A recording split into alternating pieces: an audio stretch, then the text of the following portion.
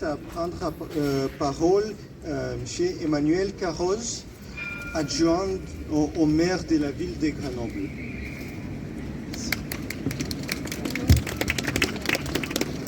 Je vois qu'il y a plusieurs élus de la ville de Grenoble ici qui peuvent s'avancer, je pense.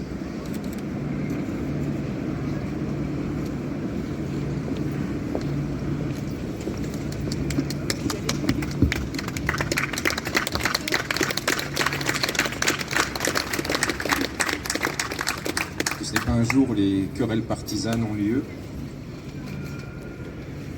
Mesdames et messieurs les élus, mesdames et messieurs les membres des associations MRIA et UGI, mesdames et messieurs les militantes et militants, chers amis, nous sommes réunis ce soir pour commémorer l'un des événements les plus dramatiques qu'ait connu notre Europe contemporaine, l'agression de l'Ukraine et le début d'une guerre voulue par la Russie de Vladimir Poutine. À Grenoble, dès les premiers jours, les habitantes et habitants se sont mobilisés massivement.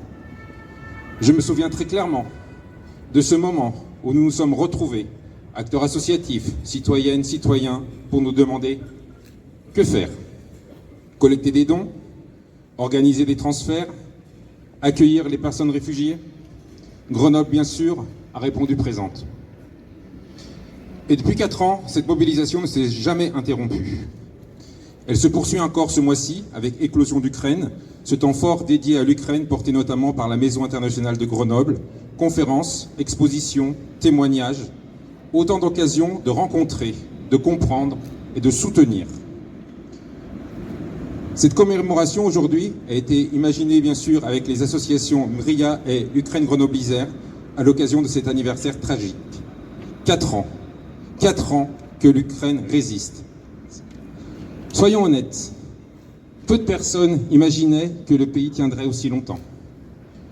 Cela dit tout le courage du peuple ukrainien, de sa détermination à défendre son territoire, mais aussi sa langue, sa culture, ses traditions. C'est aussi pour cela que l'Europe doit être au rendez-vous, financièrement, politiquement, diplomatiquement. Et c'est aussi le rôle de la France, comme celui des collectivités territoriales. À Grenoble, cet engagement s'est concrétisé récemment par un vote unanime du conseil municipal, une déclaration d'intention de coopération avec la ville ukrainienne de Tchernivtsi. Je me suis rendu en octobre dernier avec mon collègue adjoint Antoine Bach. Sur la carte, Tchernivtsi peut sembler éloigné du front. Mais sur place, on comprend vite que toute l'Ukraine est en guerre. Dès notre arrivée, nous avons croisé des cortèges funéraires. Nous avons vécu 2 alertes aériennes. La guerre est partout, dans les rues, dans les mémoires, dans les cœurs. Le mur des martyrs que l'on voit à Tchernivtsi, comme ailleurs en Ukraine, rappelle que chaque famille, chaque foyer est touché. Ce mois-ci, lors de la venue d'une délégation de Tchernivtsi à Grenoble, le maire finalement n'a pas pu se déplacer. À la suite des attaques sur les infrastructures énergétiques, des blackouts importants affectaient sa ville. Il est donc resté auprès de la population. Grenoble et Tchernivtsi se ressemblent par leur taille, leur dynamisme universitaire, leur potentiel culturel. La chaire de langue française de l'université de Tchernivtsi est remarquable.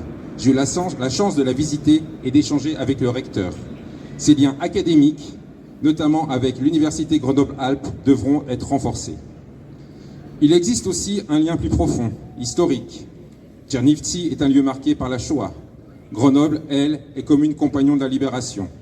2 histoires différentes, mais un même héritage, celui de la résistance face à la barbarie. Grenoble s'est soulevé contre l'occupant nazi, contre le fascisme. Ce que vit aujourd'hui l'Ukraine résonne puissamment avec notre propre mémoire. C'est pourquoi, fidèles à cette histoire, nous appelons à un engagement fort et durable de la communauté internationale. Non à un plan Trump-Poutine qui irait à l'encontre de l'intégrité de l'Ukraine. Soutenir l'Ukraine, c'est non seulement aider un pays agressé, c'est défendre la démocratie, c'est défendre la liberté et c'est défendre l'Europe. Je vous remercie.